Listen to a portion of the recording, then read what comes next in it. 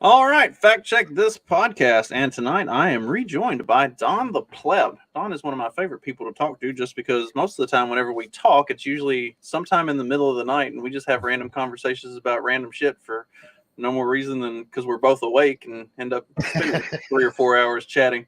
Uh, This happens more often than you would suspect. it really does. Don, how's life treating you? Good, actually. In fact, one might say great. Funny enough, busy as hell, but otherwise, life is good. Things are coming together, which always makes me happy. Very nice. You can't ask for a whole lot more, especially in the current climate of things.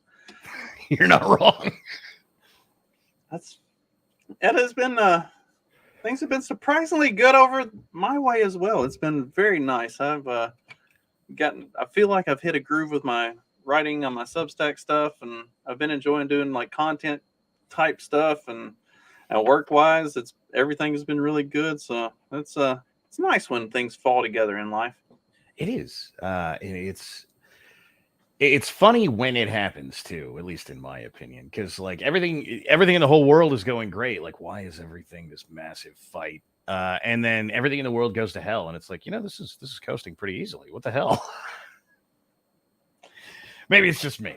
No, I that was actually a topic of my Substack today. Was like getting learning how to take a punch and learning how to fall. Like shit happens, and it's how you deal with it or how you approach it whenever it happens that really makes the difference. And yeah, and then it makes things when things are going well. Kind of, I think it makes them a little bit better. Speaking of things going well, um, I wanted to talk to you and kind of pick your brain on the recent political shakeups that came out of the midterms. We got the GOP took the House. Nothing really, honestly, as far as I'm concerned, nothing really changed with the Senate. I know I guess technically the Republicans lost a seat, but then Kristen Sinema uh, left the Democrats, and Joe Manchin's always the wild card, and who knows what the hell's going on with the whole Senate thing. Uh, I really wanted to talk to you about what your thoughts were on the what do they call themselves? The Freedom Caucus and their pushback against Kevin McCarthy and some of the concessions that he made. And we'll start with that. What are your thoughts on the whole House situation and the current state of the GOP with all of that craziness that went on there for about a week? So, it is an overtly good thing, and it's going to cause an ass ton of problems. It's the super short answer. Um, for everyone who just runs around and screams uniparty, for everyone who just runs around and says, like the GOP is controlled opposition, this is hard evidence that with very, very little, we could be doing a lot if we so chose, right? And that being demonstrated is an overtly good thing, right? Look, lots of people want, but what they should have done is waited until they got, I don't know, impeached and imprisoned Joe Biden as a condition or whatever. Like, okay, maybe, but at the same time, this is positive movement, and is positive movement a good thing? I don't know. It seems like it should be. And don't get me wrong, I am no fan of Kevin McCarthy, and it sucks that he is the Speaker of the House. On the other hand, that was probably going to happen anyway, right? I mean, but we could have elected Donald Trump, right? I mean, Gates said it out loud. That was never going to happen. But one, it got said, which unto itself, I cannot believe the memes are not literally everywhere. But we just didn't care. And equally speaking, hey, ultimate power that is completely untouchable, you're touchable.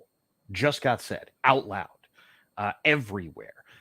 Any concession of any kind from the people that are everything that we hate about the Republican Party quite literally says you're touchable. And the moment you're touchable, I mean, it's quite literally the Predator thing. If it bleeds, we can kill it. But somehow or another, for the perpetually black pilled, it's very much like, well, it doesn't matter anyway. And this goes right back to the, I want a panacea to the problem. It's going to be a long war, and it was always going to be a long war. And taking 10 feet of battle space is still taking 10 feet of battle space, which is what happened. It's not a lot. It's not, the supreme end to all terrible things of the Republican Party or any other stupid crap like that. But it is some people legitimately flexing power for something other than Lindsey Graham, and I'm okay with that. That's great. The way I kind of look at it is I think it's a similar, whether the progressives do it deliberately or not, it's a similar strategy as what the super progressives use with the Democrats, because most of the normal Democrats are, kind of the uniparty type thing. But for the last at least 15 years, a lot of what the Democrats have been saying and doing has really been driven by that incredibly progressive wing of their party, because it is the very, very, very loud minority that they know they can't do anything with, or they can't do anything that they want to do unless they also do the things that keep those people happy. So, and why the Republicans? Because they've been there. It's not like these 20 people just all magically showed up after 2022. They've been there. Why haven't they taken from this playbook and flexed this muscle previously? Is kind of my question. But I mean, it's nice to see them finally grow a pair and do it. They have, but we remember it badly. Every time you've ever heard that the Republican Party is the party of no, what you have heard is that a tiny minority of Republicans stood up and went, "We're not doing that," right? And so this is, the Shapiros of the world are happy to tell you every single day that the Republican Party can't get anything done, blah blah blah, and that's true, right? What you're seeing when that happens is, look back at the Tea Party. Everyone remembers the Tea Party, but what they don't remember is that prior to being co-opted, which by the way is always a danger, they went out there and went, "We're not doing any of this anymore, and we are just this much big enough that if you want to fight us, you're gonna have unlimited problems." And then we turn around and we mock them, for what was her name, Palin, showing up there and kind of destroying it, and but for a brief period of time, it was like 20-30 people went, "We're not doing any of this dumb crap anymore," right? And what we should have been doing since then is going, 20-30 people exercised a boatload of power, way more than 20-30 people should have been able to exercise. How do we duplicate that and do it better? But instead it was, but they didn't accomplish everything, because I'm thoroughly convinced at this point that most of the right is a bunch of whiny children who stamp their feet and say, but it all needs to be fixed now. And they really have no interest, or in some cases, even capability of going, well, but we did good things, right? And probably the best citation of this in the world is, after 60 years almost, we overturned Roe versus Wade. And the answer within 30 minutes was, but this didn't ban abortion. No, it didn't. All right. But you know what it did? It said that Texas and Florida can do whatever the hell they want. It said Wyoming can do whatever the hell it wants. That is an overt improvement. No, it's not perfect, but it is an overt improvement. And why is that a problem? Because if you stamp your feet and say, "Give me my way," it doesn't sound like a win. Well, because incrementalism is not popular. Everybody in our modern society wants all of it right now. You're working, Jeff. wants all of it right now, and they can't accept anything less than that. Like, people don't understand that it's the new year. We're still in January for at least another couple days. People started working out. How many people started working out on January 1st and have already stopped because they did not get the results they hoped for in the first 2 weeks? It's the instant gratification society that we live in, and honestly, it's been that way for, I mean, my life. I guess right. It started in probably the mid to late 80s, like when you had all the like jazzercise and all the other stuff, like all the lose weight fast, da da da da da. Like this stuff has been coming more popular for the last 40 years, and now we're really seeing it play out in a, like you said, an infantized or infantilized, whatever you want to call it, society, where if it's me now, and if I don't get it, then it's not worth it. Like, nobody wants to put in the effort to actually make change, and making change is not something. I mean, you have a ranch and you're working on stuff on your farm. I've got, goats and chickens and looking to expand to hogs and rabbits and other stuff, and working on the garden and stuff. Like, you don't do all that stuff just like, you don't just go drop everything in the ground and be like, here it is. You have to gradually build to that, and nobody wants to put in the time to do that anymore. It's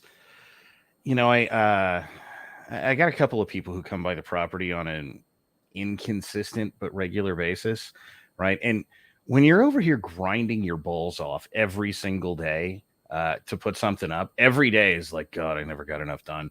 You lay your head down on the pillow at night and you're like, well, I've only got 400 more days of shit to do, And so it is occasionally nice that some of these guys come by the property and they're like, man, I haven't been here like a month.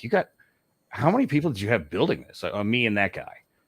The two of you built all this? Yeah. Holy shit, man. You built a lot since I was here. If it's just the two of you.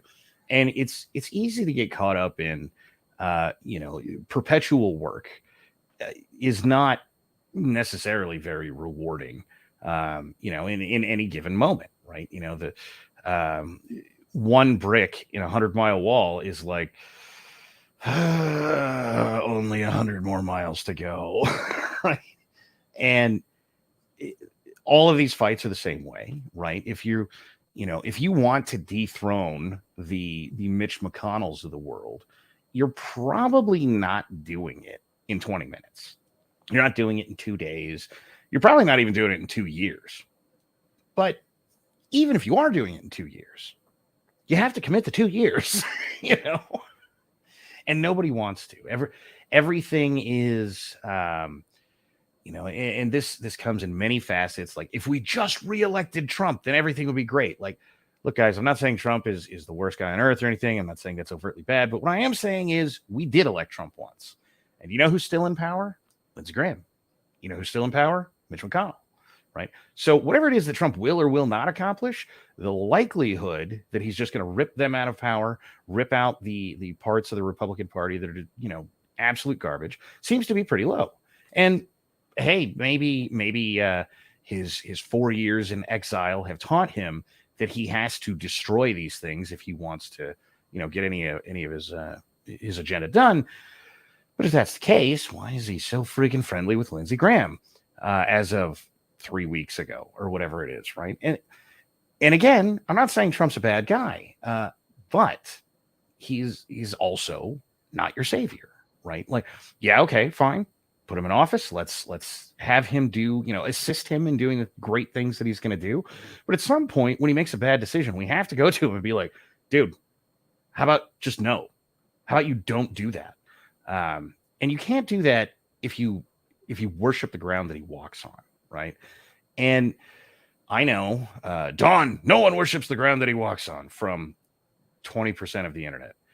Don, of course you should worship the ground he walks on, from a different 20% of the internet, And so we need to be able to, no matter how good he is, right? No matter how good any given general is in a war, they're not always right. And you need to be able to go to them and say, hey, don't get me wrong, this is another problem the internet has. It has no tact of any variety. Not that I am known as a particularly tactful guy, but the internet as a whole has no tact of any variety. But we need to be able to go to a guy who is presumably on our side and go, hey, I think you're making a mistake here. And whether or not I'm right or wrong, I would like it if you examined as whether or not this is a mistake. And I'm not so sure we want to do that. That's another societal problem that we have, is nobody is willing to be mean, or at least nobody's willing to be mean in the correctly constructive way. Johnny and I talked about it on Peddling Fiction earlier this week. On average, user reviews on like Amazon and stuff like that are like 4.2, I think, is the average, like out of 5. Because and this is across the board, like everything. I mean, we have all bought just complete horseshit from Amazon. Yeah. And it is complete horseshit. But if you look at the reviews for it, they're like 3.8. It's like, okay, so why are people giving this like decent reviews when it's clearly garbage? Because people are too nice, and everybody's scared that if they say something mean, then people are going to come after them. I mean, just look at Twitter. I mean, if you've ever started a fake fight with some feminists just by making a offhanded joke, they will just come at you ravenously because you're being mean, and for no more reason than that. And people don't want to deal with confrontation and conflict like that. So here we are. Like Trey says, conflict avoidance was a huge mistake. And I did actually want to talk about what Ron said. Trump's biggest problem was personnel. Like he came in on the premise of drain the swamp, and then immediately hired somebody. Somebody explain Bill Barr. Somebody explain who is that idiot? Like I did Mr. Foreign War guy. Bolton and Mattis. There we go, Bolton. There is an explanation for Mattis, right? And that's the one I give him the least shit for, because Mattis, no matter how he turned out at the time that Trump said, "Come work for me," Mattis was the target of basically every single piece of left-wing media hate. Now, look, that's not a perfect selection process, but it's not a bad heuristic. All right. So, but look at, you probably should look at what the criticism is, right? But the Boltons and the, half his cabinet at any given moment but what did these guys do beforehand? And their resume was long, and you could have read it in 5 minutes, and you would know that, man, I should stay away from these people. That was like Mattis was okay. And then what was the woman that he put in charge of the Department of Education? Man. Because they absolutely hated her because she was more of a school voucher, private school, like getting away from public school types stuff type of person. Like those were the only ones that were like acceptable. The rest of it was like, I wish I had been doing a podcast back then, because when Biden got elected, I did a breakdown of his cabinet and looked at all of these people that he was putting in all these positions. Like, here's their track record of what they've done for their entire careers. Like, this is why they're a horrible pick. I wish I'd been doing a podcast back then and had sat down and gone through Trump's cabinet the same way and looked at all of them, because it would have been a similar like scathing review type of a thing, because most of them were pretty much trash. Yeah, Betsy Davos, whatever. Yeah, like she was the only one. Betsy Davos.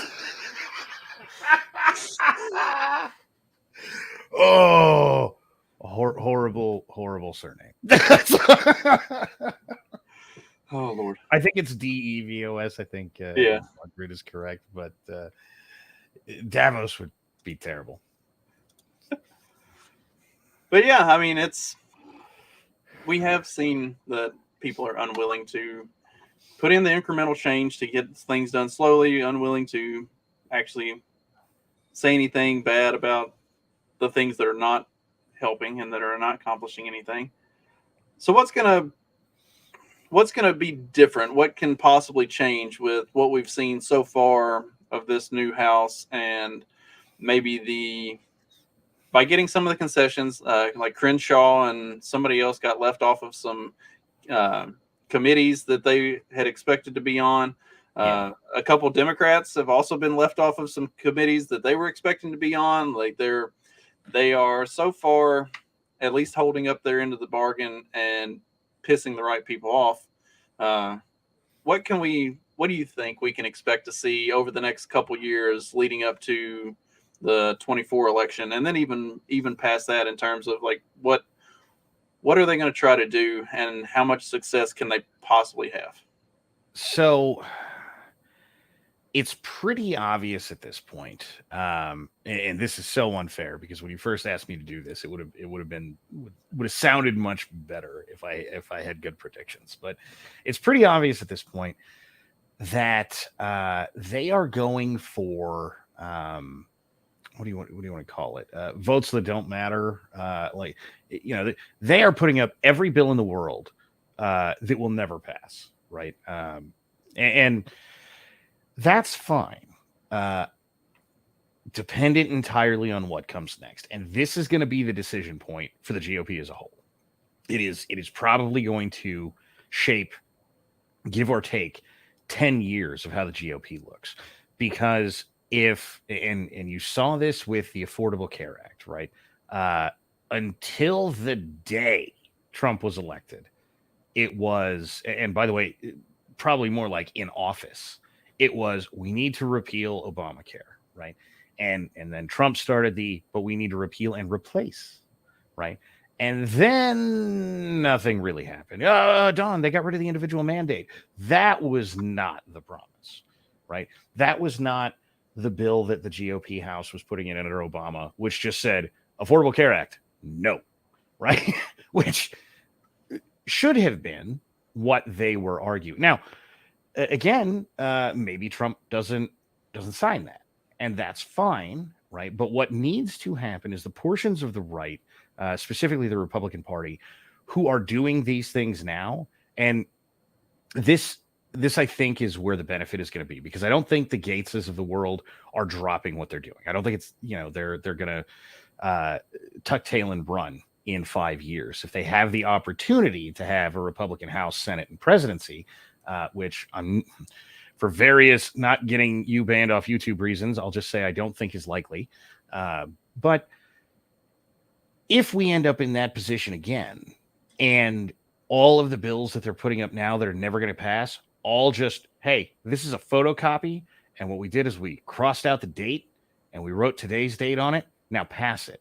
That right there is great, basically propaganda to get rid of the garbage out of the Republican Party, right? Because it's very easy to say, well, Biden is president, well, the Republicans don't own the Senate. Like, we would, I don't know, outlaw CRT across the country, right? Which basically everybody in the Republican Party agrees with.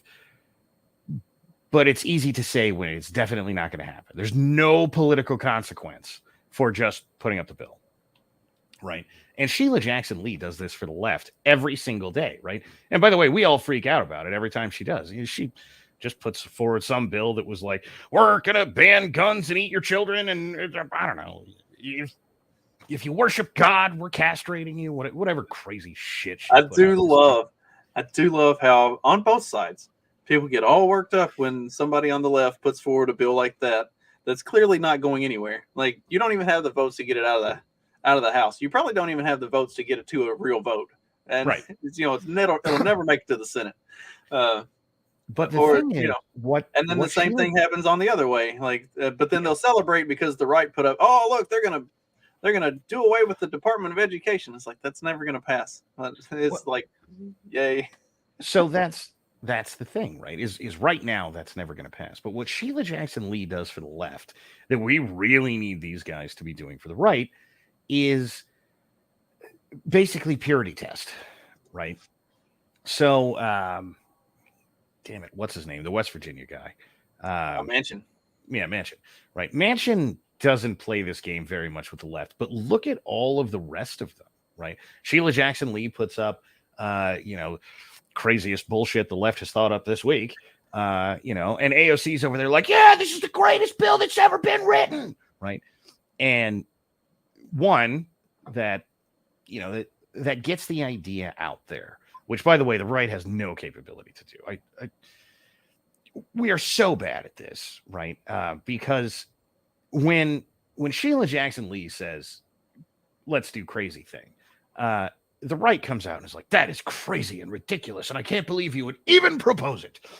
And you should expect that out of your opposition. That's exactly what should happen. On the other hand, A, the right is not talking about it. B, the left has 20% of the current caucus saying, yes, this is great. And the rest going, well, that might be a little extreme, but we agree with the premise. Right?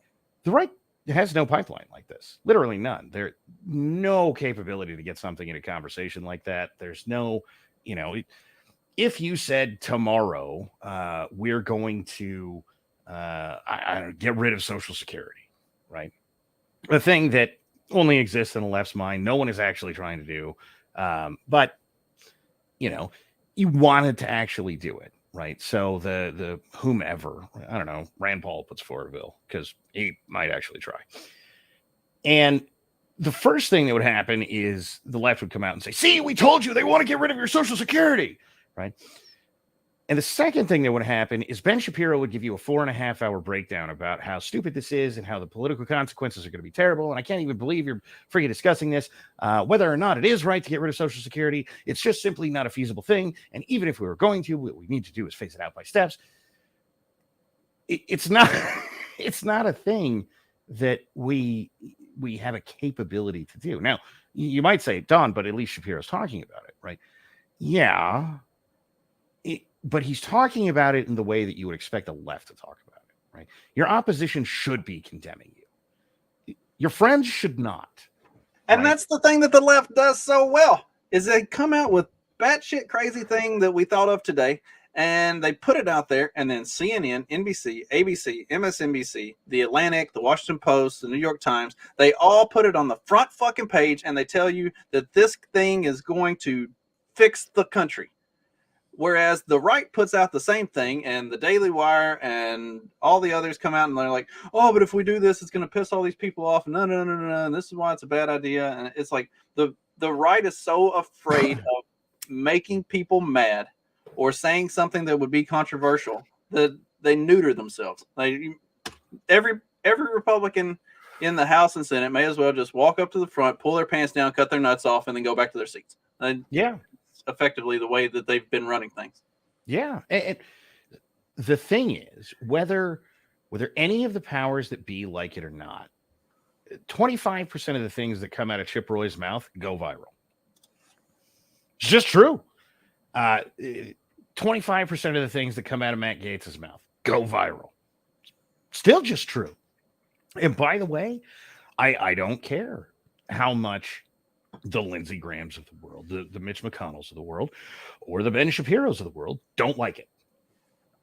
That Matt Gaetz be offended clip was 50% of my Twitter timeline on the day that it happened. Just the clip, and another 25% was people being like, oh,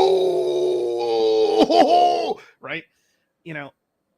That is a capability to say something. And again, don't get me wrong, Twitter is not real life, but there is no way that clip was not being shown to, normie number 7. Like, hey man, you should see this thing that's on Facebook. Look at this, man. Gaetz just was like, be offended, man. Look at this. Yes, finally. Right. And that is a capability that needs to exist. And does. And I know the answer is still going to be, Don, but this isn't going to solve all problems. And you're right. I am halfway on the bandwagon that, the feds are basically a lost cause. But if all these guys do, fine, feds are a lost cause. The left owns everything. The FBI is a raging disaster. And that's being pretty generous. Okay, cool, fine. If all these guys do is be the counterpart for your governor who is going, we're We're not doing any of that. And by the way, this is why DeSantis needs to stay governor, because every time he says we're not doing that, 15 other Republican governors go, yeah, that thing that DeSantis just said, and they're not doing that. This is a much better tactical, response than going, well, let's make DeSantis president, right? And so when, the other thing that happens here, right, is that we're going to get rid of the Department of Education. And as soon as that comes up for a vote, and as soon as it, the moment that it's publicized, everybody's like, that's not happening. There's no way, not to mention we totally need this thing. And 3 weeks later, what happens? DeSantis goes, fine, we're not getting rid of the Federal Department of Education. We are uprooting every ounce of the current school system in Florida. I'll take it.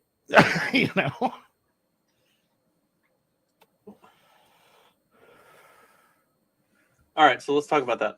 DeSantis specifically.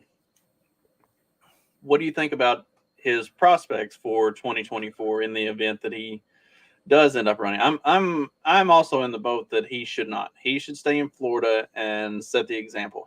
I feel like, especially with the monolith that is our federal government, you can wield and execute way more power on a state level and local levels than you can by being the president. So like the impact that he can have as a governor is going to be much, much bigger than what he's going to have as a president. But, that, I guess that's going to depend on what his aspirations are and what he's planning to do. What are your thoughts on that?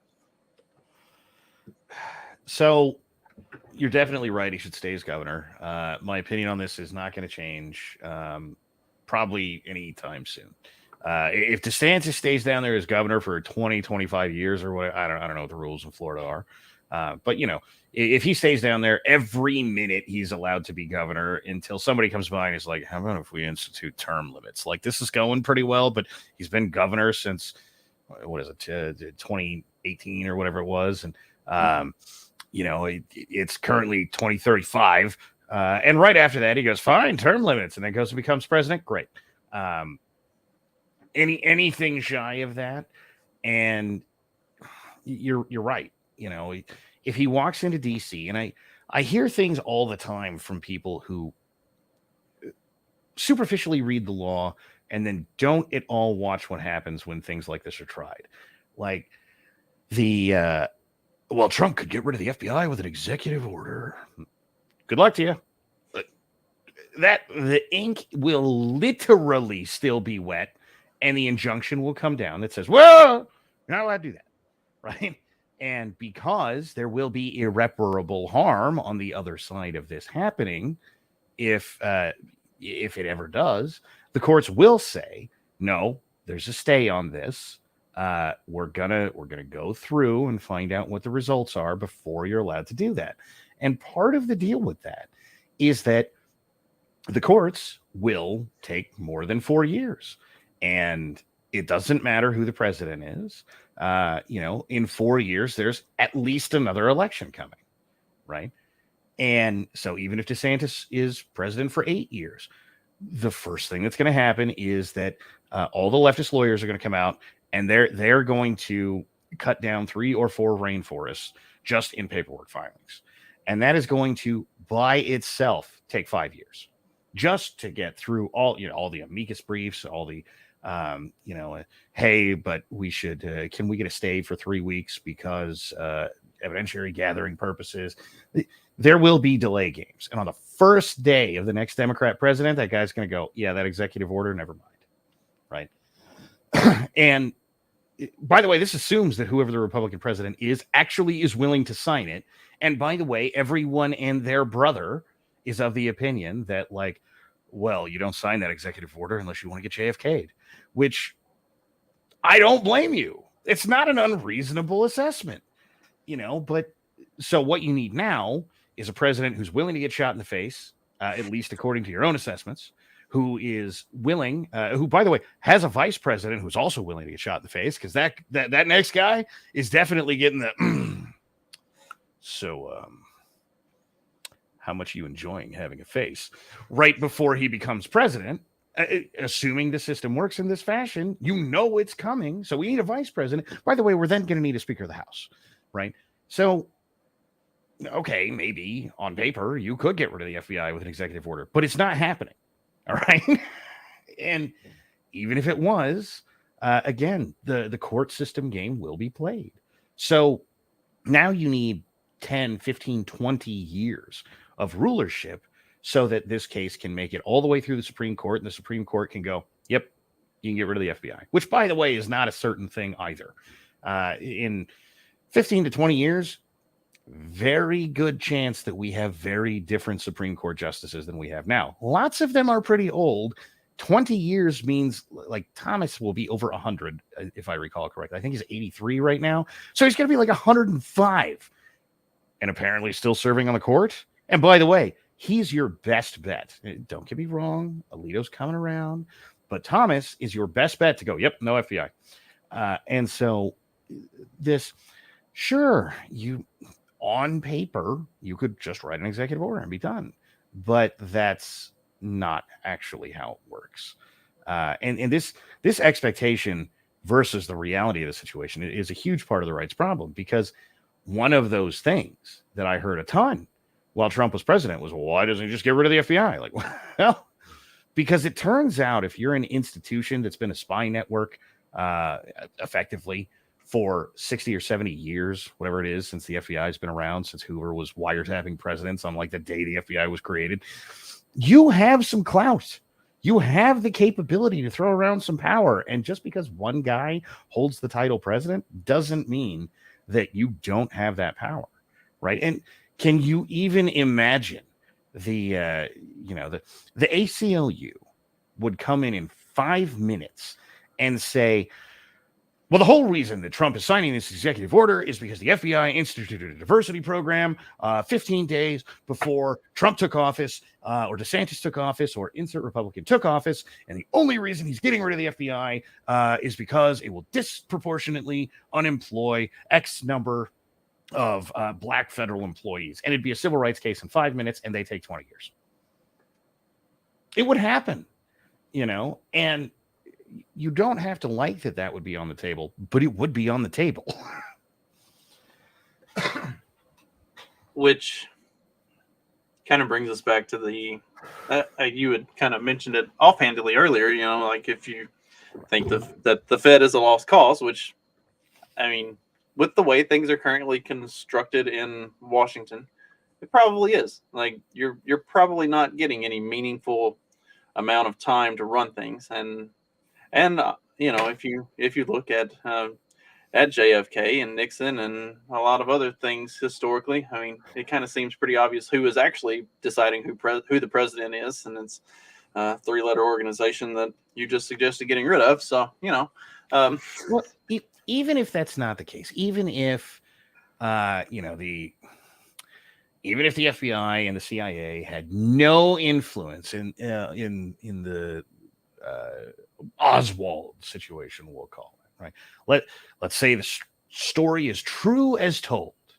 One of those life principles that people really need to understand is never put yourself in a position where somebody else can screw you by doing nothing, right? Because if you are coming for the FBI and there is a guy who is out there trying to kill the president of the United States, and the FBI just goes, it's all they need to do. Right.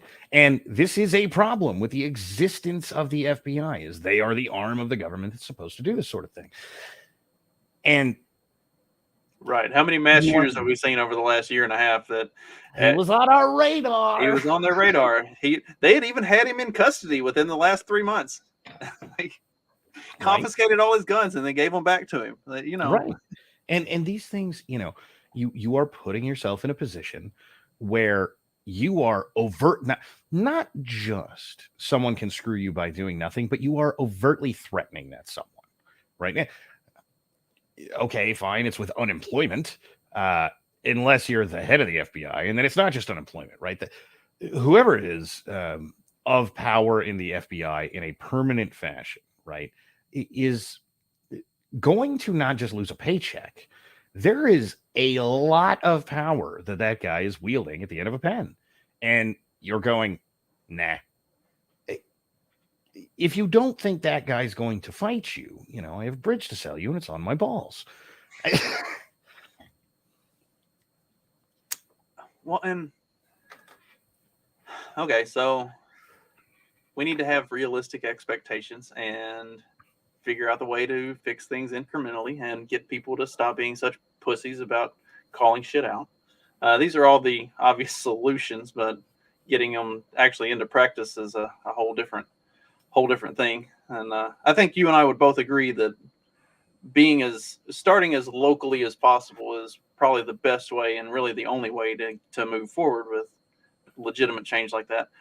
I do, you talked about like Gates clips going viral, and then Yeah. like Normie number 7 is going to see that. Like there's a large extent to which a lot of people do not even know anything that we talk about. Like, Oh, yeah.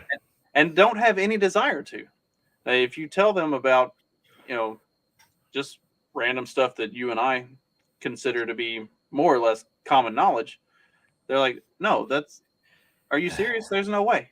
Yeah, that's not real. Yeah, they don't know and they don't want to know. So finding ways to have like, the viral clips that they're going to end up seeing, whether they intend to or want to or not, it at least gets them asking questions. And I mean, that's part of why I do this show and try to cover some of the topics that I do, is because it's things that I don't think people know, and that if they heard it, they might start to say, wait, what the fuck? What else is going on? And it's so trying to be incremental in just talking to one or two people at a time is a big deal, but getting people to understand that and to actually move in that direction is also a challenge.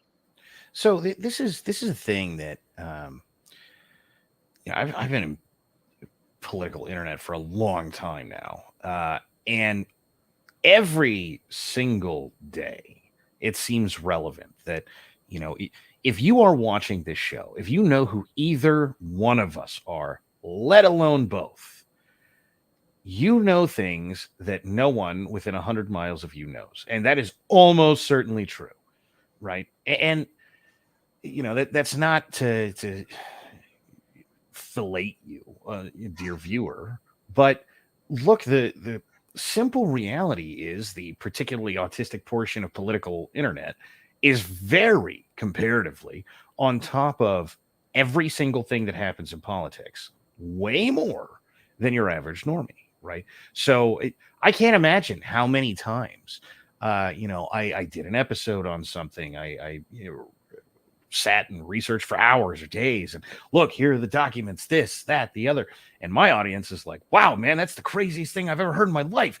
And you provided all the sources, so it's real, we know it, on and on, and no one believes you, right? The moment you step outside of the internet is, oh, well, I heard it on YouTube, bro. Like, well, hold on, it's not just I heard it on YouTube. All of the documents are there, all of and it's linked straight to .gov websites that says that they're doing this thing, on and on and on.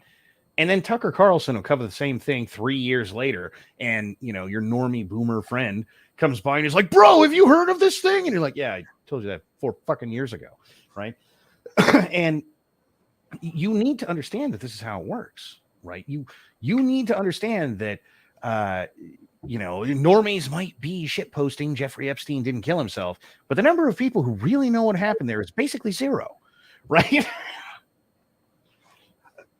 That's really funny. My father-in-law told my wife, he's like, at first I thought Justin was kind of crazy, but here after the last couple of years, it seems like he's been right about everything. Exactly, right? And you say these things, and it's but here's the evidence, and it doesn't matter how much you back up whatever you're saying, right? You're cracking a worldview that for some of these people has existed for 50 years. That's a lot of throwing your entire life into what the hell was I doing territory. So I really don't blame any of these people for saying, I'm not so sure I want to believe that, right? Because for some of these people, and you all know them, is vote Republican no matter who. Like, well, actually, I think I would take an incompetent Democrat before I would vote for Dan Crenshaw. I just would. And like, oh my God, I can't believe you'd say that. Like, do you pay any attention to Dan Crenshaw? Well, no. We might be better off with another Sheila Jackson Lee than we would be with Dan Crenshaw. Just so you know, she's an incompetent moron who can't get anything done. Who, as previously mentioned, writes leftist fan fiction as law that is never going to go anywhere. Oh, okay. Let's let that conservative district sit under that for 2 years, and then come back and go. You know what? Maybe we should fix this. Right. I think a lot of conservative districts have been spoiled by having a bad Republican who's not going to do anything just batshit crazy.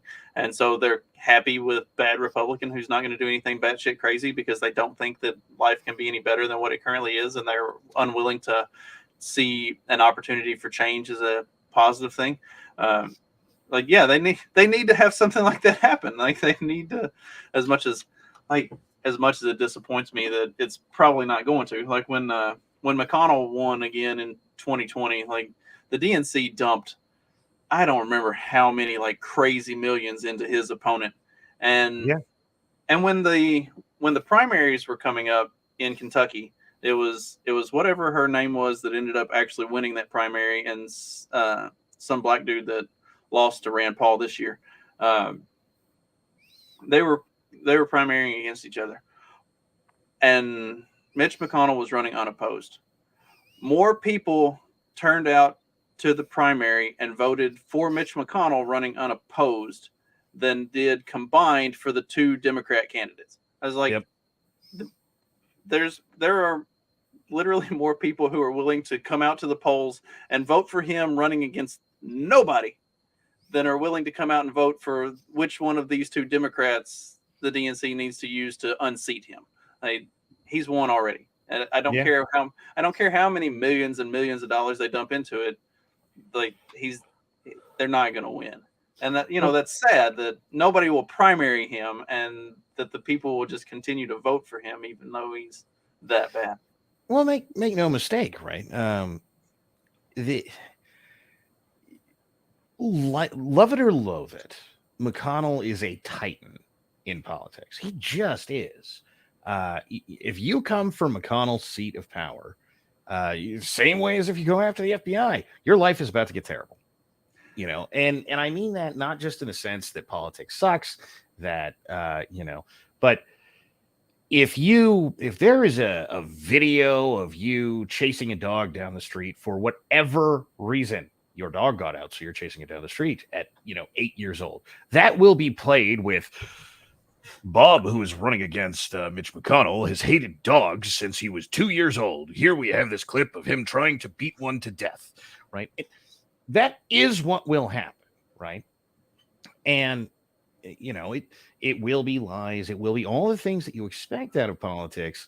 And it will be more because, let's face it, McConnell is pretty friendly with those intelligence organizations. So I hope as the what's his name, the whistleblower, damn it, lives in Russia guy, Snowden. This post Snowden revelation thing with the Daily Show, they went out and like, hey man, have you ever sent somebody a dick pic? And there's that guy standing there on the street like, yeah, I have. And he's like, well, do you know that the NSA has that dick pic? Are you aware of that? He's like, no, I didn't know. Like, I hope you've never done anything that stupid. Because, by the way, your genitalia is about to be probably censored, but on every single network. Is back in 2007, this person was sending, Bob Citizen was sending his genitals to his girlfriend, and this is sexual harassment. Do you want someone who would sexually harass women to be your senator? It's coming, right? So I get it. Jesus is not on the ballot. So it's going to be kind of a tough time. And that guy is going to come at you with everything in the world. At least if you have even a snowball's chance in hell of winning, right? If you're going to get 25 votes, McConnell is going to ignore you. But if you have a snowball's chance in hell of winning, he's going to crush you. Or at least do everything in the world that he can to do so. And by the way, you don't have the intelligence agencies in your back pocket. You just don't. But this is another one of those things where, the risk reward ratio is so massive, right? If you unseat Mitch McConnell, you are a titan in politics 5 minutes later. Nothing anyone can say or do will change that. It'd be, oh my God, that's the guy that took down Mitch McConnell. Now, that is both good and bad. Everything that is the permanent government will hate you. You better walk a tightrope from that point forward. But you will still be the guy who unseated Mitch McConnell, right? You will have a following. You will have power on your own outside of just the GOP sending you money. I always thought if I was going to try to run for something significant, something beyond just like, county council or some magistrate, something like that. Like if I was going to actually run for something like state level and go after one of the big rhinos around here, the first thing I'm going to do is I'm going to write a tell-all book, and I'm going to have it queued up and ready. So as soon as they come out and say the first thing, just release the book and be like, here it is. Did you know that also I did all of this other crazy shit too? And I've been a pretty wild fucker. And let's talk about that. Like, own the whole thing and just take it all right on the chin, right off the bat. And then they, take all the bullets out of their gun before they have a chance, and see how it plays out from there. But I think it's not the worst plan I've ever heard. In fact, it's probably better than most. Which is, well, hopefully they don't find this thing. Like, bro, they're gonna find it. All right, like millions and millions of dollars are going into finding that thing. You hope they don't find. They're going to find it. But it depends a lot on what's in that book, right? If what's in that book is, and then I raped the entire cheerleading squad, you're probably screwed. All right. But if it's not that, like, it's not the worst idea. Right. Because most of my, shenanigans were just normal, things that dudes do in their 20s type stuff. So, yeah. Well, not Madison Cawthorn level, like Trey was talking about, but like, just normal things dudes do in their 20s. Well, so is that true anymore? Right. Every day of my life, I am thankful that Facebook did not exist when I was 20 years old. Thank God, because 100% of the things that I did when I was 20 years old were stupid. And so, if there was 360-degree view of me in my 20s, it doesn't matter what it was that you wanted to do. The moment you hit public life, all of it's coming out. And by the way, if you delete it off Facebook, it doesn't matter. Facebook will give it to the FBI, who will give it to your political opposition. We pretty well know that's true by now. Those Twitter dumps are pretty clear about how that sort of thing works. You're hosed. And so the things that we write off, right? Like, yeah, man. So like, I was 22 and, me and my friends were at this party. And then I said, here, hold my beer. Everything that comes after that part of that story is, look, Brett Kavanaugh. That's what's coming, right? And by the way, no Facebook for that guy. That's just some broad decided that she was going to accuse him of horrible things with no evidence 40 or whatever years later. And that was a national fiasco. If there is video of you doing whatever it is that you did, right, now there's no debate. And I mean, there will be a debate insofar as how bad is this, right? But, 30 years ago, like, yeah, man, so I streaked at a football game, was like, you're an idiot. I can't believe you did that. But yeah, you were 20 and a retard. And life goes on. Now is this person has sexually harassed every woman in this stadium. Like, did he though? Like, did he? Pretty sure he wasn't even aware there were any women in the stadium. He was just trying to run. Well, and the question is, how is that going? Okay, so our kind of wrapping up thing, I have a wild conspiracy theory, and I wanted to kick it off at you. Oh, sure, shoot from the hip. Okay, so, and I don't know how wild it is. I've been saying this for a little while. I think that the economy and just the general direction of everything currently is pretty straight off the fucking cliff. And it's going to go there. That's a conspiracy theory, all right. I mean, that's not the theory, but and it's going to go there probably pretty quickly. I don't think all at once, but when it does go, it's going to be like what's the thing about going broke? Like it started out slow, but then all at once. Yeah, like that's how it's going to hit. And I think the Democrats know that. I don't think the Republicans have the foresight to look out that far. At least historically, they've kind of proven that they don't. I think the Democrats know that. And so I think that's why you get somebody like a Fetterman.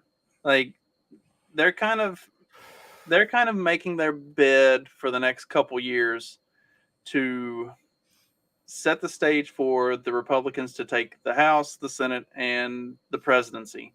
And then by the time it all comes tumbling down around 25, 26, then they can throw their hands up and say, those guys were in control and they burned the whole fucking thing to the ground. Now you need to give us the power back so we can fix it. This is the Bush Clinton conspiracy. This is the Obama conspiracy. So, I mean, it's not new. 2008 was the Republicans' fault. Bush had been in office for 8.5 minutes. What did he do in those 8.5 minutes? Well, terrible things. Can I have an example? Well, he caused the economy to crash. Yeah, you said that, but how? What did he do that crashed the economy? Well, the Republicans are in power. It's their fault. Okay.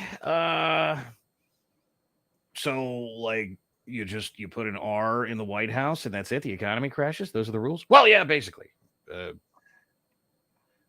What does it do to crash the economy? Republican.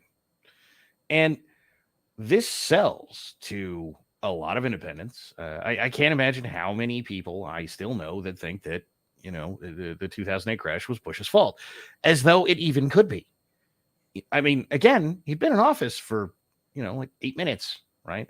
Okay, that's not fair. Don, he'd been in office for 8 years, and so he did all kinds of things to crash the economy. Okay, fine, maybe. What were they? And they don't really have an answer, and they don't want one, right? It's very much, I get to use this to paint you as crap. And dear basically all centrists everywhere, this is why I am not nice to you, right? Because you say this stupid shit and you agree with all this leftist policy. You're just a leftist. But I disagree with the Democrat Party on these 4 things. That's nice. No one agrees with their party 100% of the time. You're just a leftist. Shut up. And this is the problem with this sort of thing, because it works. And by the way, the right wing never does this. Probably not because they're better than that, right? Like they are not standing on some moral high ground that makes me appreciate them. They are incompetent boobs, though. At least in actually getting things done. And I know I am the first to tell you that, this is not incompetence. This is malice. And I'm happy to stand by that. McConnell is malice. Lindsey Graham is malice. These people are overtly working against you. There are a lot of other people who just have no capability to get this done. If you think for a minute that Ron Paul spent all that time in the Senate and wouldn't have gone, well, all this policy sucks. I mean, The man tried. It just wasn't going to happen. And there's no pipeline to get it done, right? There is no time in which the right goes, the left sucks. And then Rachel Maddow is like, it turns out that we need to have a serious discussion about whether or not the Democrat Party sucks. That does not happen. On the other hand, Rachel Maddow says the GOP sucks. And, 20 minutes later, Tucker Carlson is going, well, does she have a point? Right. And don't get me wrong, he's better than most by far, but go watch the rest of Fox News. That's what it is. Well, we should seriously consider whether or not Rachel Maddow makes a great point about whether or not the Republicans are a bunch of racist, sexist, bigoted homophobes. Like, no, we shouldn't. And by the way, if they are, I don't care. Right? Like, could they do something positive? That's all I need to know. And the answer is, of course, no.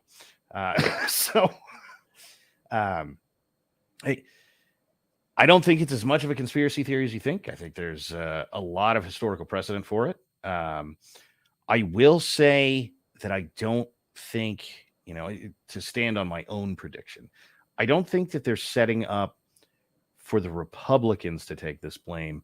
I think they're setting up for Joe Biden to take this blame. And we're already to the point where it looks like that's what they're doing. For the first 2 years of his presidency, you couldn't find bad news from a leftist source for damn sure about Joe Biden. It didn't exist. Like, well, his approval rating may be at historic lows, but that's only because of Donald Trump. What? No. And yet, that's what they're printing, right? If Donald Trump had to ruin the economy, Joe Biden would be in a better position right now. No. Everything he's doing is terrible. Obviously, the cause and effect is pretty clear here. But right about the time the election hit, give or take a couple weeks in any direction, depending on which leftist outlet you're looking at, was, well, do the Republicans have a point about Joe Biden sucking balls in every way imaginable? That is as close to a hit piece as even could exist for the 2 years prior, right? And now we're not even that far from there. 3 months later, now we're watching. Well, it turns out this Hunter Biden laptop thing may have been a real story from the New York freaking Times. All right. They are handing this down, and it's, well, the problem is that Joe Biden maybe he was a little corrupt, but he was better than Donald Trump. And the problem now is indeed that he's old. And by the way, he laid the pavement for that on the campaign trail in 2020. Oh, I am, I understand. I'm pretty old. And so we need a vice president just in case, right? And so my primary question now is, do they get rid of him politically in a impeachment sense, right? Because, and the Republicans are going to do the work for them on this, right? The House is going to go open up an impeachment investigation. It's going to happen, right? It's politically popular enough that the Republicans don't think it's a huge risk. And so they're going to open that impeachment investigation. It might take some time because the Republicans are still pussies, but they're going to do it. Right. And when the day comes that they go, the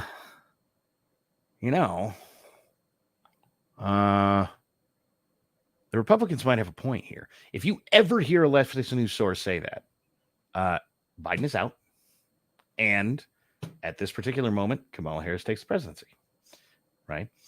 And the thing that will happen at that exact moment is, look, yes, Joe Biden had his flaws, but sort of the reality here is that he's falling apart at the seams. It's, I don't want to speak ill of the elderly, but he's come to this point in his life, and we need to respect what he was trying to do. And yes, he made some mistakes along the way, and that caused some problems. But I agree with his vision of where the country should go. They will send him out on a beautiful funeral pyre. Oh, yeah. Right. And it will be, in the name of Joe Biden's vision for this country, we must do X. Right. And that day is coming. And it's only going to get worse when that day comes, right? And now your political scapegoat is, well, at least he wasn't Donald Trump, first of all, and that will be the sales pitch, right? But he is also someone who, and I know this probably sounds ridiculous in 2023, but comparatively speaking, was pretty moderate, right? Biden did not go out there and say, let's institute universalized medicine tomorrow. He said, maybe there's a conversation to have about it, right?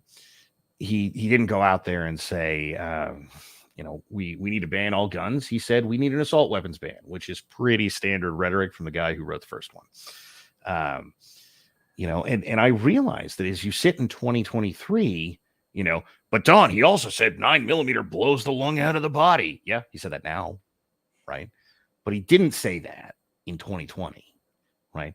And so I know, dear gun guys everywhere, that's stupid. 9mm don't blow the lung out. It is great, right? Go talk to your anti-gun family members and ask them if they think 9mm blows the friggin' lung out of the body, and they're going to be like, well, yeah, the president said it. Which, by the way, is the thing I've heard my entire life. Obama used to say stupid shit about guns all the time. And, well, the president wouldn't say it if it was wrong. Like, well, I'll tell you what, let's go test it. Right? Like right now. It's a 20-minute drive. I'll provide the ammo and I'll buy the beer afterwards. Sound good? No? All right. Yeah, I didn't think you wanted to actually know. But he's doing a lot of paving the way in the interim is the point for things to get more wild. He ran substantially more moderately than he's talking now. Go back and watch those. You go back and watch the debates. Go back and watch the 4 interviews. The only things he said were pretty middle of the road ish comparatively, right? And if you weren't a political autist who was going like, yeah, but I know what he means when he says that, right? Which, by the way, all of us were. There is no reason to believe we would be where we are now.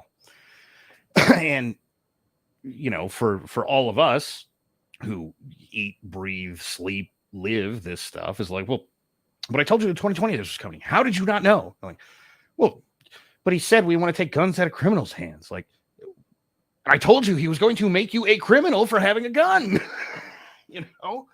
And it's obvious to us. But to people who pay attention to politics once every 4 years, who think, well, that statement sounds reasonable. This was not obvious. And it's going to be those same people he's going to go after again, or whoever comes next is going to go after us. And by the way, part of the reason that the Republicans have the House is, well, things would have been better if the Republicans didn't take the House, because they cut off our capability to spend money and fix these problems, which is going to be true. That it's not going to be, blame deflection is politics 101. So you need something to blame. As good friend of mine, the distributor says, if you look around California, the only thing you will ever hear is it's the Republicans' fault, and Republicans haven't had power in California since 1984. You can't even find one to blame it on, but that's all the people they blame it on. And he's totally right. I had friends when I lived there that'd be like, yeah, man, if the Republicans had, like, bro, it's been 30 years. What do you mean if the Republicans hadn't? What Republican? Where? Show them to me. But it doesn't matter, right? But you need to be you need to have the constituency that is California to get that output. For the rest of the country, you need an actual Republican, right? If it wasn't for this guy, then I don't know. We could have cured cancer or whatever else it is that, Biden decided he was just going to be able to do. Like, hey, I realize this has been a problem for a century, but like, bro, if I'm elected president, we're going to fix that. Like, are we? Really?